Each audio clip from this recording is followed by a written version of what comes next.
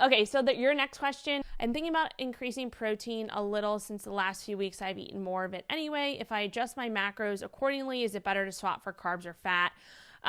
Honestly, I wouldn't think too far into it. I would either just do a combination of the carbs and fats. If your fats are already really low, then probably pull from carbs, but I would just do both. Like if you're at like a certain point, I would just try taking a little bit from both and then seeing how that is.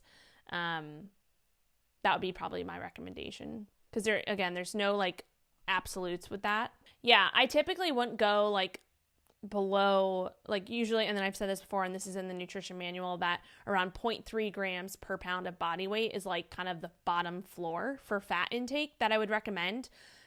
However, if you are getting to the tail end of your diet, right? If it's like, okay, I have 2 to 3 weeks left in a diet, and my calories are now getting pretty low, because, as you go through your fat loss phase, you may have to make adjustments to your calorie intake as you lose weight, as things start to maybe slow down a little bit. It might mean that, okay, my body's adapting to this intake. I've lost a little bit of weight, so I'm a smaller human being. So maybe I need to adjust my calories down a little bit. So again, as you get to the tail end, it might mean that maybe you're dipping a little bit below that 0.3 grams per pound of body weight for a short period of time, but I wouldn't stay there for a long period of time, if that makes sense. So like, it's okay to go a little bit lower, especially if you're a leaner person, your calories are already pretty low.